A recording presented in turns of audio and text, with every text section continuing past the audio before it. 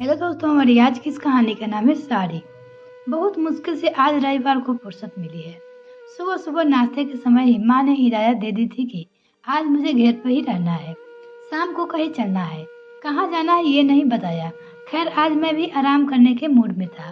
काम की अधिकता में ऑफिस की व्यवस्था की वजह से समय नहीं दे पा रहा था, ना खुद को न माँ को। टीवी पर क्रिकेट मैच चल रहा था। देखते देखते कब नींद आ गई पता ही नहीं चला और मैं वही सोफे में सो गया। नींद तब खुली जब माँ ने झकझोर कर जगाया। चाय की प्याली थमाते हुए बोली, जाओ तैयार हो जाओ। मैंने पूछना चाहा मगर इसका कोई फायदा नहीं था, इसलिए चुपचाप तैयार होने ही मैंने भलाई समझी। अपने रूम में ही था कि कोई परिचित की आवाज सुनाई दी। मैं तैयार होकर निकला तो सामने नैना को साड़ी में पाकर असंभव से देखता रह गया।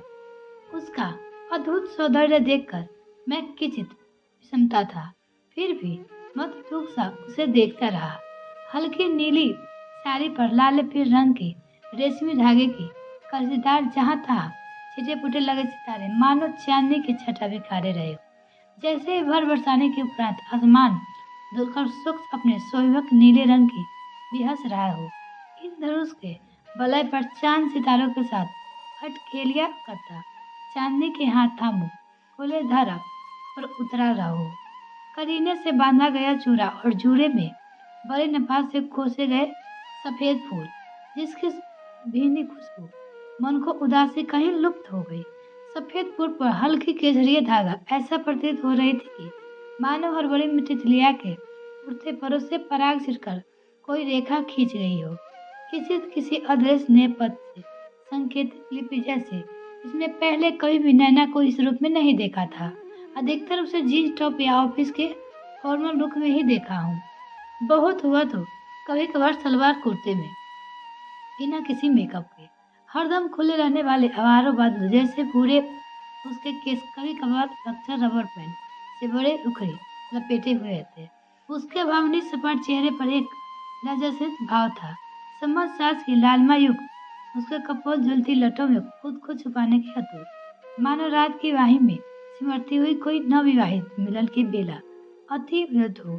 डूबते उतारते अपने कोमल भावों को छुपा सकने में असमर्थ हो जाने पर सारे भावों को मिश्रित सुगंधा के लेप ने अपने चेहरे पर मल लिया और मैं और नैना दोनों अपने अपने दर्द के साथ ही रहे हैं। वैसे तो हम दोनों का रिश्ता विशुद्ध प्रोफेशनल है, लेकिन हर काम के दौरान घंटों साथ गुजारते एक दूसरे का भाव अभाव का ख्याल भी रखते थे। वो तलाकशुदा है और एक दर्द भरे उपयुक्त तरफ से घायल और मुक्त है। तभी माँ को अपनी ओर ताकते देखकर अपनी झेप मिटाने के लिए हंसने लगा। हंसते हुए कहा, आज तो नौवा अजूबा देख रहा हूँ। नैना और साड़ी में मैं तो पहचान ही नहीं पाया। वैसे बहुत सुंदर लग रही हो। तुम्हें पहली बार इस पर ध्यान में रहा कहीं जा रही हो। तभी अचानक ध्यान आया कि ये तो माँ की साड़ी है। शायद माँ की अनहोनी आंखों तर गई। तेरे मन में चल रहे उथल पुथल को भापकर वो बहुत गंभीरता से बोली, नैना तुम्हारे साथ जा रही है और इसे मौके पर अपनी साड़ी मैंने अपने सपने से सजाकर तुम्हें सौंप रही हूँ। इसके समान मेरी शिक्षाओं का मान रखना। माँ के कई अर्थ न समझ पाने से मैंने भारी असमझ में था। माँ वापस से नैना से मुखावित होकर कहने लगी, तुम्हें पता है नैना, साड़ी मात्र एक परिधान नहीं है, यह एक सुव्यवस्थित भव्य संस्कृति की परंपरा है। मधुर प्रीत का संस्कार है, ममता की छांव है। तो किसी के सपने में साकार होता नयन दूत का संस्कार है, किसी के अंतर होता प्रेम अंकुर है। कहीं सुदूर ताकते किसी बुनकर ने जो बड़े लगन से एक एक धागे में पिरोकर बुनता है। कोई अदृश्य सपना, वही कोई कसीदार अपने अनगिनत भाव के जाल में उपकता है।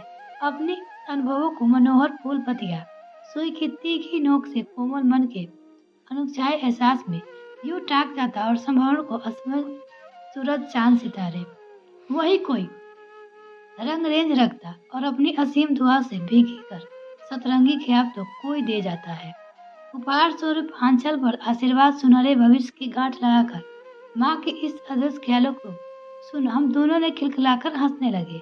हमें इस तरह हंसता देख माँ ने हम दोनों का हाथ अपने हाथ में लेकर नैना से बड़े मनोहर भाव से पूछा, नैना, क्या तुम मेरी बहू बनोगे? फिर मेरी तरफ देखकर बोला, क्या तुम थामोगे मेरे इस बेटी का हाथ?